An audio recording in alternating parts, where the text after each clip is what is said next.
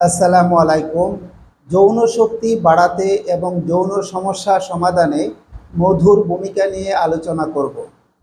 যুগ যুগ ধরে বিজ্ঞানীরা গবেষণা করে দেখতে পেয়েছে মধুতে ৪৫টি খাদ্য উপাদান পাওয়া গিয়েছে এবং ১০০ গ্রাম মধুতে ২৪৪ ক্যালোরি শক্তি পাওয়া যায়।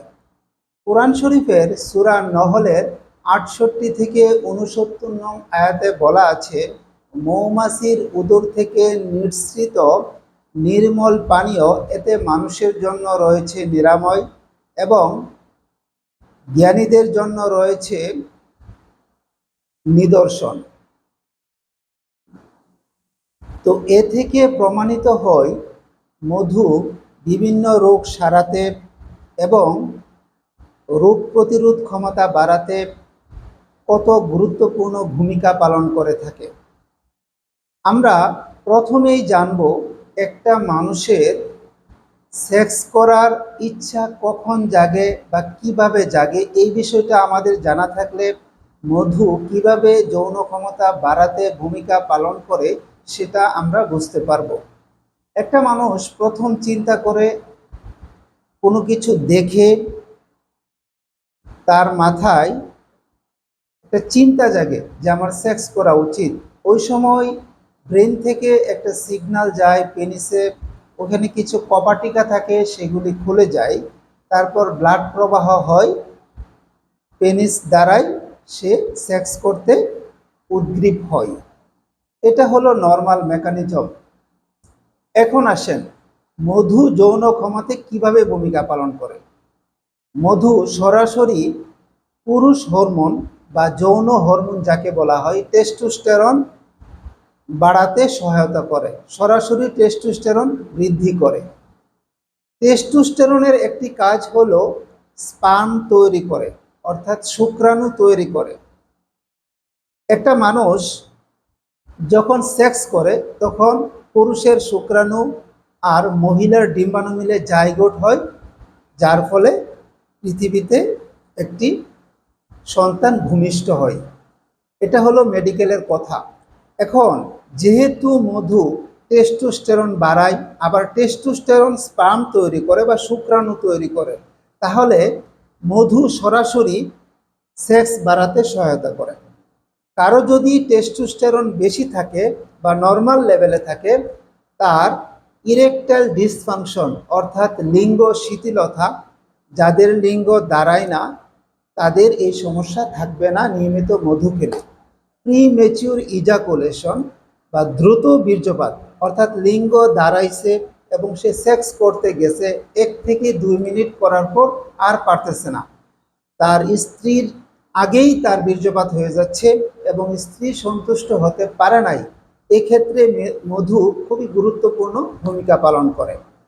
কেউ যদি ইম্পটেন্সি ধ্বজভঙ্গে ভুগে থাকে, অর্থাৎ তার মনে সেক্সের কোনো ইচ্ছাই নাই, সেক্স বলতে তার কিচ্ছু নাই, কেন হয় এটা? তার শরীরে যদি টেস্টোস্টেরন পরিমাণ খুব কমে যায়, সেক্ষেত্রে মধু যদি কেউ নিয়মিত খায় তার এই সমস্যা থাকে না। ইনফার্টিলিটি সমস্যা দূরীভূত করে, যেহেতু এটি স্পার্ম তৈরি করে, শুক্রাণু তৈরি করে, সেহেতু ইনফার্টিলিটি সমস্যা আস্তে আস্তে কাটিয়ে ওঠে। বিভিন্ন গবেষণায় দেখা গিয়েছে যে সকল বন্ধ্যাত্বের রোগী 2 থেকে 3 বছর নিয়মিত এভাবে মধু খেয়েছে, সাথে কালোজিরা খেয়েছে, তাদের ইনফার্টিলিটি রেট অনেকাংশে কমে আসছে। অর্থাৎ সেই সকল রোগীরা বা মা বোনরা তারা আবার সন্তান জন্ম দিতে পেরেছে। মধু এটি এমন একটি খাবার যেটি হচ্ছে আপনার ঘুম আনতে সহায়তা করে। কেননা মধু খেলে মেলাটোনিন হরমোন সিক্রেশন হয় এবং ঘুম ভালো হয়, আর ঘুম যার ভালো তার সেক্স ড্রাইভ অনেক সুন্দর।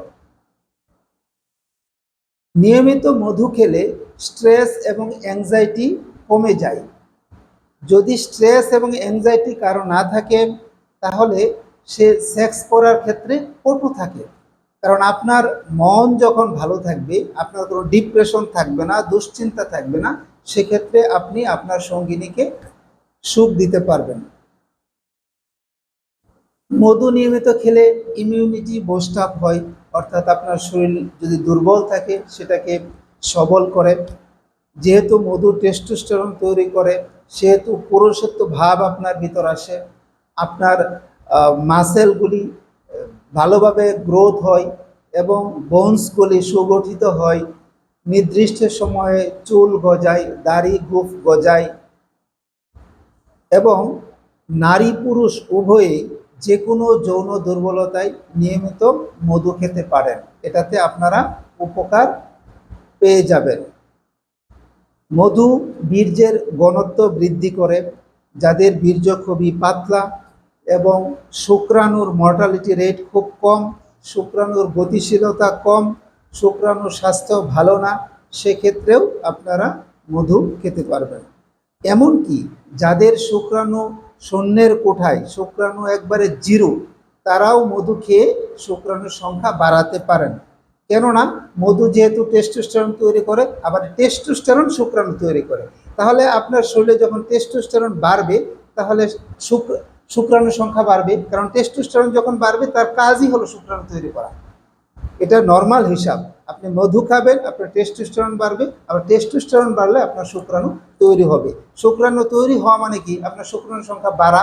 শুক্রাণুর সংখ্যা বাড়লে আপনার লিবিডো বাড়বে, সেক্স করার ইচ্ছা বাড়বে, আপনার শুক্রাণু আপনার ওয়াইফের ডিম্বাণুর সাথে মিলে জাইগোট ফর্ম করবে, তাহলে তো আপনি আর ইনফার্টিলিটিতে ভুগবেন না। এটা হচ্ছে নর্মাল হিসাব। তাহলে নিয়মিত আপনারা মধু খেতে পারবেন। এখন আসেন মধু খাওয়ার নিয়ম কি। মধু, যাদের ডায়াবেটিস নাই তারা দিনে 3 বার মধু খেতে পারবেন। যারা যৌন দুর্বলতায় ভুগতেছেন, ডায়াবেটিস নাই, তারা দিনে 3 বার মধু খেতে পারবেন।